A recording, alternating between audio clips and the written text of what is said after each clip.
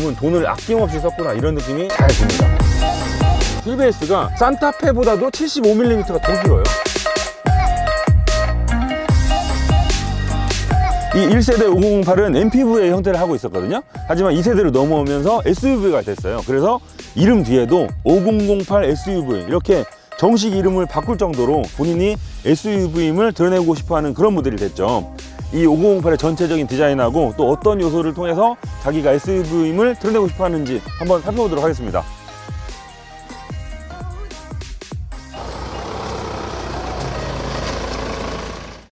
네, 먼저 헤드램프 먼저 말씀드리도록 할게요.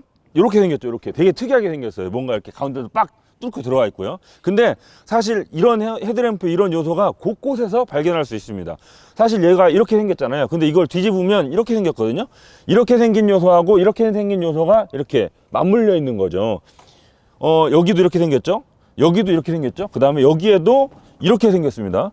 그리고 이 밑에 날개도 이거의 확대형으로 볼 수 있어요. 이거 하나, 이거 하나. 라디에이터 그릴도 이렇게 생긴 거 있잖아요. 이거를 옆으로 놓은 그런 모양입니다. 그래서 이 얼굴 곳곳에서 이렇게 생긴 모양, 이거 뭐 사자가 이렇게 핥히는 발인가요? 아무튼 곳곳에서 발견할 수 있거든요.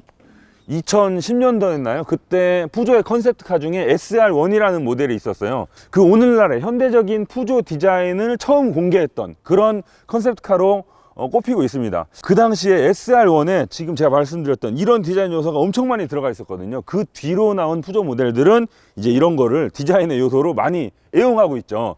5008의 디자인을 앞에서 이렇게 보면 어깨를 상당히 강조하고 있거든요. 이 어깨선 바깥으로 이렇게 쫙 뻗어나간 거 보세요. 여기 선을 옆으로 갈수록 이렇게 보닛이 올라가잖아요. 보통 가운데가 볼록하기 마련인데 얘는 가운데도 볼록하지만 쭉 꺼졌다가 위로 갈수록 올라가요. 상당히 어깨를 마치 뽕 넣은 것처럼 강조를 하고 있는데 이 범퍼와 이 선으로 연결돼요. 그래서 수직적으로는 이렇게 선을 강조하고 있고요.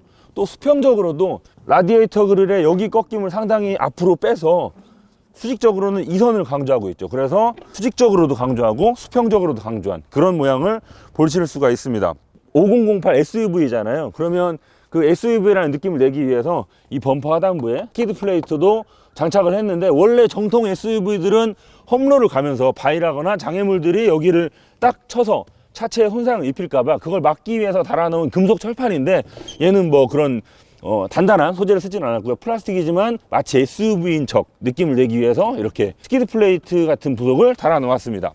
헤드램프를 살펴볼게요. 여기 보시면 주간주행등이 이렇게 또로록 들어가 있잖아요. 마치 그 종이접기 할 때 절취선 그런 표시처럼 이렇게 쭉쭉쭉쭉 달려 있는데 이게 여기는 길고요. 가운데로 갈수록 점점 좁아집니다. 안쪽으로 갈수록 이 간격이 좁아지기 때문에 안쪽으로 더 확 들어가는 그런 느낌도 연출해 주거든요.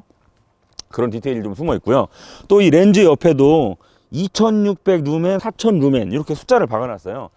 이게 이제 뭐 밝기를 나타내는 것 같은데 사실 별건 아닙니다만 뭔가 이렇게 글씨를 좀 써 넣음으로 인해서 무슨 카메라 렌즈 같기도 하고 그런 느낌을 연출해주고 있죠. 보통의 SUV들은 튼튼함, 강인함 이런 거를 강조하기 위해서 이 필러들을 상당히 두껍게 처리하는 경우가 많거든요. 하지만 이 5008은 이런 뭐 튼튼함, 강인함 이런 거보다 뭐 쾌적함, 늘씬함 이런 쪽을 강조하고 있습니다. 그래서 필러를 이 유광 검정색 플라스틱을 통해서 마치 유리인 척 그냥 숨겨버렸어요. 크롬을 쫙 둘러가지고 차가 조금 더 늘씬해 보이게 그런 점을 좀 강조하고 있죠.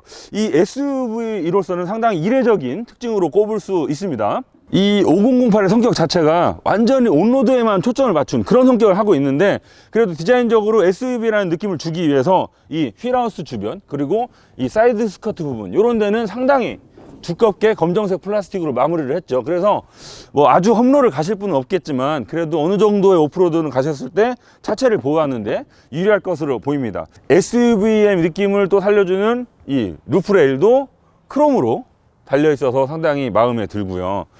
요즘 많은 SUV들이 스포티함을 강조하기 위해서 뒷유리를 앞으로 이렇게 많이 숙이거든요. 하지만 5008은 이 뒷유리를 되게 의례적으로 많이 세웠어요. 그래서 좀 더 넓은 적재 공간을 확보하는데 유리한 모습을 보여주고 있고요. 그 앞쪽 범퍼 하단 부분에 선이 이렇게 여러 개 반복적으로 쓰여 있는 거 여기 이 부분에도 선이 이렇게 막 들어가 있습니다. 이거 마치 신석기 시대의 그 빗살무늬 토기인 것처럼 선이 이렇게 막 들어가 있는데 이런 패턴 푸조가 상당히 좋아하는 거죠. 머플러가 양쪽으로 하나씩 달려 있는데 상당히 멋있거든요. 하지만 가짜입니다. 실제로는 안에 막혀 있고요. 진짜 배기구는 아래쪽에 2개가 뚫려 있습니다. 네, 트렁크는요, 스마트 키를 소지하신 채로 이렇게 여실 수 있는데요. 얘는 7인승이에요. 그래서 2, 3, 2 이런 시트베이를 가지고 있거든요. 이 3열 시트를 접으신 채로 요 용량이 952리터입니다. 보통 중형 SUV들이 뭐 한 600, 700 뭐 그 정도니까 상당히 넓다고 보실 수가 있죠. 이 턱도 없어가지고 물건을 넣었다 뺐다 하기 쉽게 되어 있고요. 바닥도 평평합니다. 안쪽에는 편의 장비가 저쪽에 12V 전원 단자가 하나 있고요. 뭐 수납 공간 조그만 거 하나씩 달려 있네요. 그리고 나머지는 뭐 대단한 건 없습니다. 그리고 3열을 펼 수 있다는 게 특징이죠. 자, 이렇게 판을 접으시고 얘를 이렇게 세우시면 됩니다. 얘를 당기시면 어렵지 않게 3열 시트를 펴실 수가 있습니다. 그리고 접을 때는 이 아래쪽에 있는 빨간 레버를 당기시면 다시 수납이 되고요. 얘도 이렇게 다시 덮으시면 다시 트렁크를 사용하실 수 있죠. 자, 그런데 이 트렁크 용량을 좀 더 넓게 쓰고 싶다면 저 2열 등받이를 접어야 될 텐데 아쉽게도 이 뒤쪽에서는 접을 수 있는 레버가 없네요. 그건 좀 아쉬워요. 그리고 어제 저희가 직접 느꼈던 건데 밤에 물건을 찾다 보면 좀 어둡습니다. 그러면 여기 실내등이 필요한데 실내등이 여기 하나 있거든요. 근데 여기 가방 이만한 게 놓여있으면 이 빛을 다 막아요. 제 개인적으로는 저 실내등이 여기쯤에 하나 더 달려있으면 어땠을까, 그런 아쉬움이 좀 있습니다. 저 2열 등받이 한번 접어볼까요?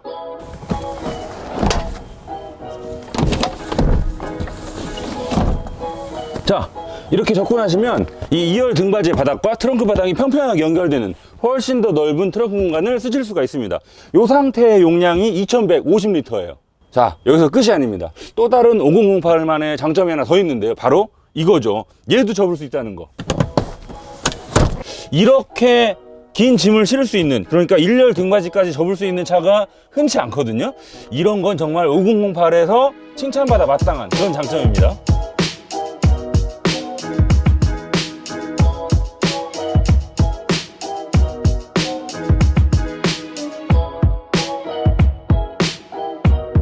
네, 이번에는 5008 GT 실내에 들어와 봤는데요. 야, 저는 이 푸조 인테리어 상당히 좋아요. 너무너무 마음에 들어. 이 아이콕핏이라고 불리는 이 디자인 레이아웃 너무너무 좋아합니다. 팬이에요, 팬. 우리 HUD 많이 쓰잖아요, 요즘 나오는 차들. 그 전방 시야에서 많이 눈을 움직이지 않고도 계기판에 차량의 정보를 확인할 수 있는 그 HUD, 저 개인적으로 정말 HUD 성애자라고 부를 수 있을 만큼 좋아하는데, 이 아이콕핏 디자인은 계기판을 위로 상당히 올림으로 인해서 HUD가 달리지는 않지만 거의 비슷한 수준의 편리성을 보여주죠. 계기판이 위로 올라가면 조심해야 되는 게 뭐냐면, 원래는 계기판이 여기 사이를 통해서 우리가 계기판 정보를 보잖아요. 근데 이게 위로 올라가면 운전대 위쪽 림에 가려요, 정보가. 그럼 운전대를 내려야 되겠죠. 근데 내리는 것만으로는 부족해. 지름을 줄여. 이걸 잘 줄이면 더 많이 보이겠죠. 근데 그걸로 또 부족해. 그러니까 위를 깎아. 그래서 운전대가 미음컷이 됐어요. 계기판 안에 내용도 좋습니다. 이 위치나 생김새도 좋지만 이 안쪽에 뿌려주는 그래픽의 디자인도 정말 세련됐어요. 여기 스티어링 휠의 다이얼을 돌리시면 여기 뭐가 뜨죠? 최소, 퍼스널, 주행, 다이얼 여러 가지가 있는데, 최소는 말 그대로 정말 최소고요. 최소 아니고 최소입니다. 최소. 자, 그 다음에 퍼스널을 하면 가운데 속도계를 두고 왼쪽과 오른쪽에 보여주는 정보를 내가 설정을 할 수가 있습니다. 여기로 들어가시면 개인 설정이 있어요. 그러면 이게 왼쪽 표시창이고요, 이게 오른쪽 표시창이거든요. 그래서 주행도움, 엔진 정보, G포스도 보여줘요. 심지어 엔진 오일 온도, RPM 게이지, 이런 정보들을 다양하게 왼쪽 오른쪽에 배치를 할 수가 있는데, 또 여기서 칭찬해주고 싶은 건 왼쪽에 엔진 카운트잖아요. 그럼 여기 오른쪽에서는 엔진 카운트 메뉴가 사라집니다. 예전에 그때 뭐였죠? 캐딜락이었나요? 걔도 이제 왼쪽 오른쪽 그 다이얼이 있는데 똑같은 걸 띄울 수도 있었어요. 얘는 다행히도 왼쪽에 뭘 하나 골라놓으면 그 메뉴는 오른쪽에 나타나지 않습니다. 어떻게 보면 당연하면서도 세심한 그런 배려라고 말씀드릴 수 있죠. 색다른 맛을 내고 싶으면 이 주행으로 가셔가지고 이렇게 쓰시면은 친구가 이 차에 탔을 때 우와, 계기판 되게 멋있다 하고 칭찬을 받을 확률이 높아지죠. 이 파란색 앰비언트 라이트가 들어오는데 여기 왼쪽에 버튼을 누르시면 껐다 켰다 하실 수가 있습니다. 밤에 운전하시다가 좀 성가시다 그러면 끄시면 돼요. 근데 저는 그냥 켜고 달려도 그렇게 눈에 거슬리진 않더라고요.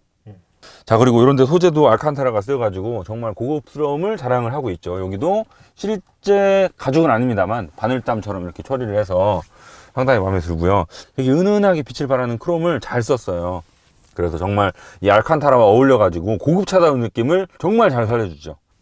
자, 이 센터페시아 모니터를 한번 말씀드려야 될 것 같아요. 여기 보시면 피아노 건반처럼 이렇게 쭉 있죠. 이 건반 누르는 느낌도 엄청 좋고 소재도 좋고 정말 요거만큼은 돈을 아낌없이 썼구나 이런 느낌이 잘 듭니다. 눌러볼게요. 요걸 하면 미디어고요. 요걸 하면 공조장치, 요거는 내비게이션, 이거는 차량 설정. 차량 설정으로 가시면 요런 뭐 주차 어시스트, 파노라믹 뷰, 스타트 스탑도 있고요. 차선 유지 장치도 있고요. 요런 장치들을 껐다 켰다 하실 수가 있고, 또 차량 설정으로 가시면은 헤드램프, 에스코트 램프 이런 거 있잖아요. 집에 갈 때 헤드램프 일정 시간 동안 켜지도록 유지해 주는 거, 그런 거 설정하실 수가 있고요. 편의를 가시면 뭐가 있을까요? 아, 후진시 리어 와이프 작동, 앰비언트 램프 껐다 켰다 하는 거. 이 터치감은 상당히 좋아졌습니다. 옛날 푸조차를 타면서 제가 이렇게 좋았었나 싶은 생각이 들 정도로 터치감 자체는 불편함이 없어요. 상당히 좋습니다. 자, 그리고 사각형 4개, 이 아이콘으로 넘어가시면은 조금 사소한 그런 선택 사양들이 있습니다. 그리고 여기 아이콕핏 앰플리파이라고 있는데 얘를 누르시면, 그러니까 운전석 안마 기능, 방향제, 그 다음에 음악, 뭐 앰비언트 라이트의 밝기, 여러 가지들을 나한테 맞춰서 설정을 해놔요. 그러면 내 무드에 맞춰서 릴렉스, 부스트 둘 중에 하나로 딱 선택을 하시면 내가 기존에 설정해 놓은 상태로 이 모든 편의 장비들이 싹 한 번에 맞춰집니다. 아이콕핏 앰플리파이 이 기능은 상당히 지금 푸조에서 밀고 있는 기능인 것 같아요. 그래서 여기 내비게이션 터치 메뉴에도 들어가 있지만 따로 핫키도 빼놨습니다. 이걸 누르면 지금 내가 어디에 있든 아이콕핏 앰플리파이로 가게끔 바로가기 키도 여기 따로 빼놨죠.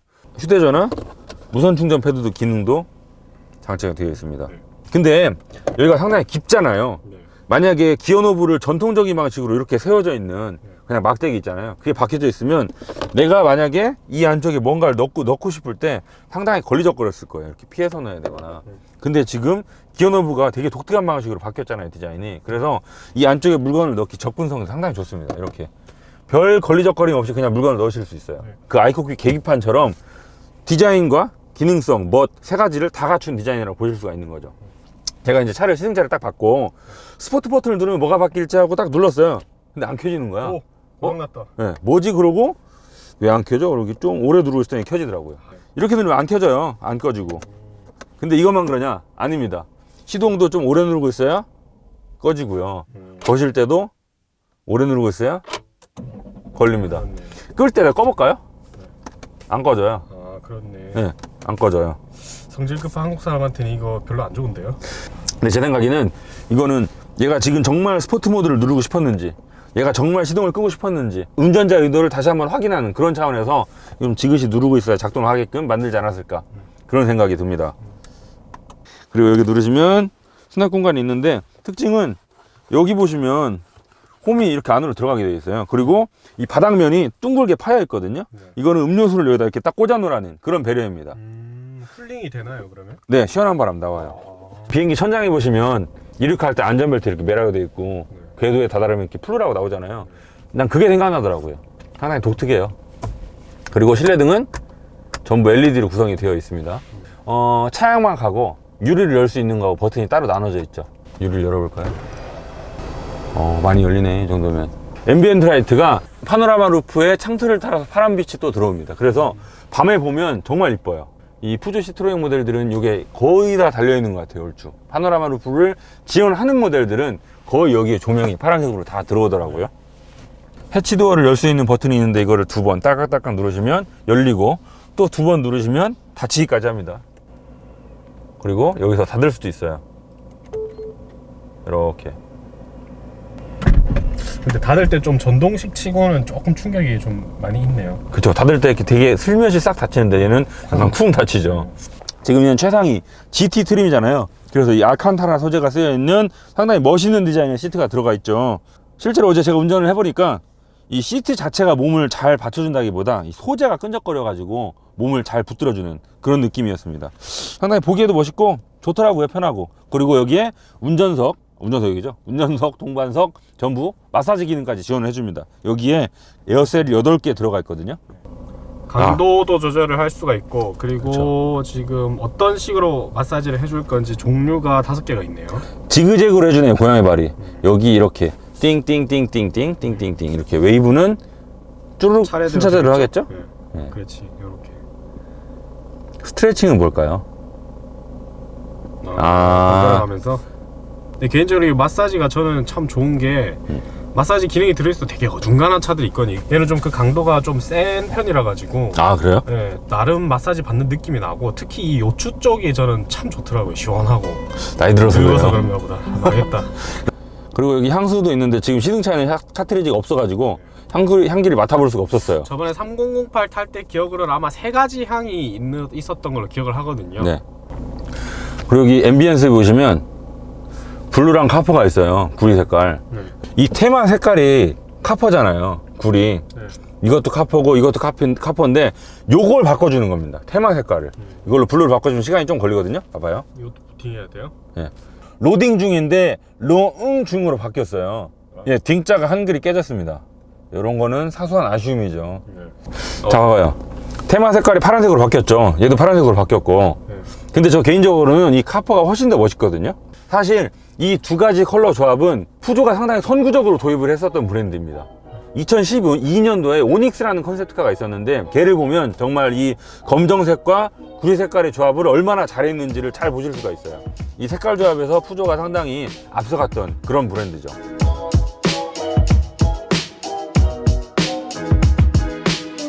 자, 이번에는 뒷자리로 와봤습니다.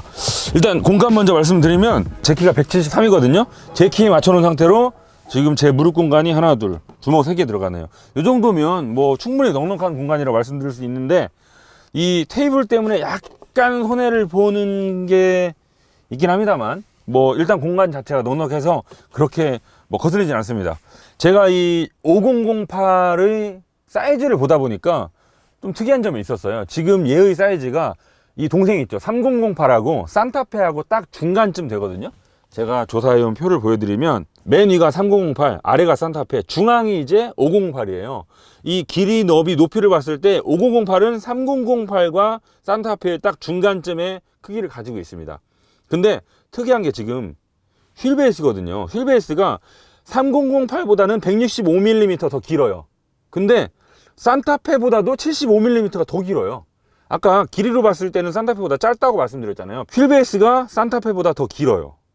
제가 특이해가지고 실제로 내려서 차를 옆에서 이렇게 봤더니 바퀴가, 앞바퀴가 뒷바퀴가 정말 모서리 쪽으로, 앞뒤 쪽으로 상당히 물러나 있더라고요. 프론트 오버행, 리어 오버행이 상당히 짧아요. 그래서 이렇게 길어진, 산타페보다도 긴 휠베이스가 이런 무릎 공간을 연출하는데 분명 도움을 주지 않았을까, 이런 생각이 듭니다.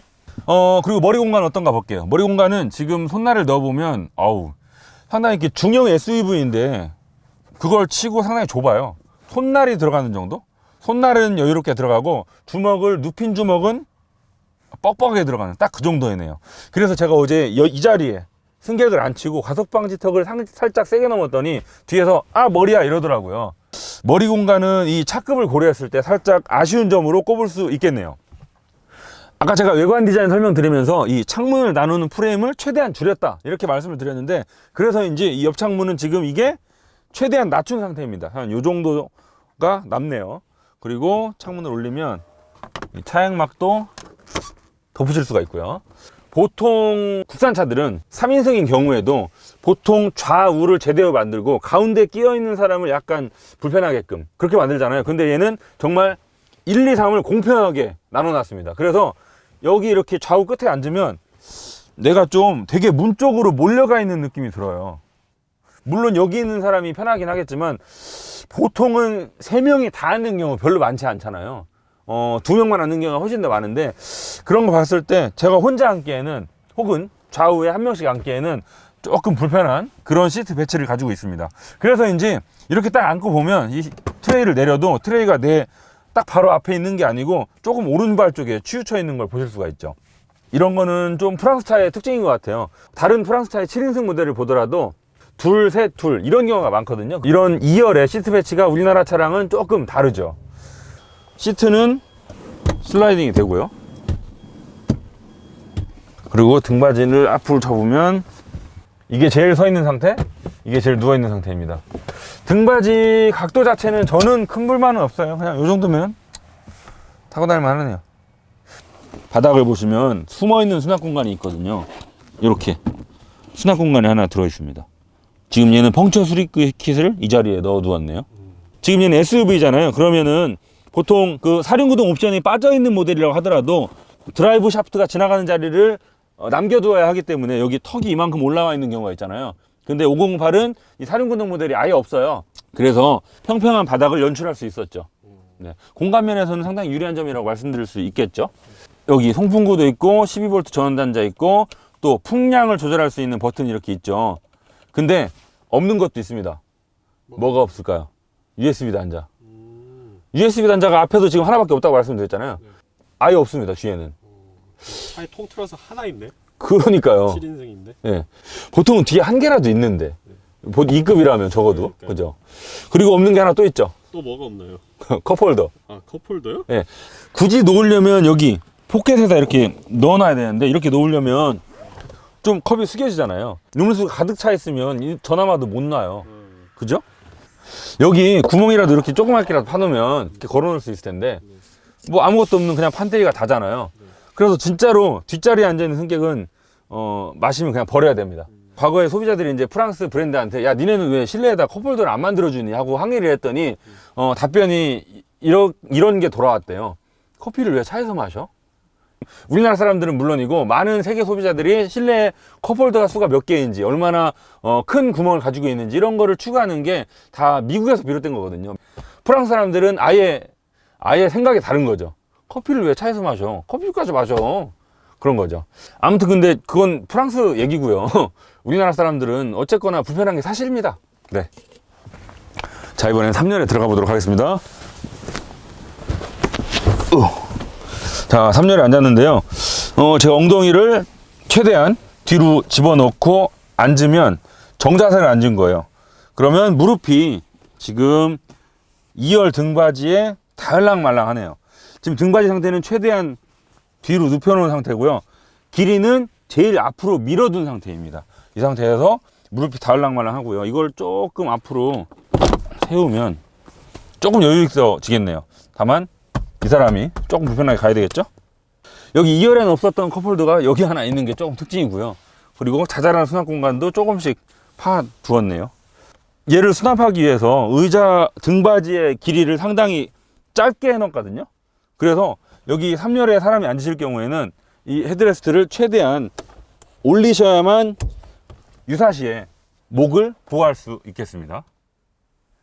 그리고 여기 2열 가운데 앉는 사람을 위한 이 안전벨트가 천장에 달려 있는데요. 이게 이렇게 천장에 매달려 있으면 덜렁덜렁 하잖아요. 그걸 막기 위해서 자석으로 착 붙게끔 꼼꼼하게 붙게끔 해놓았네요.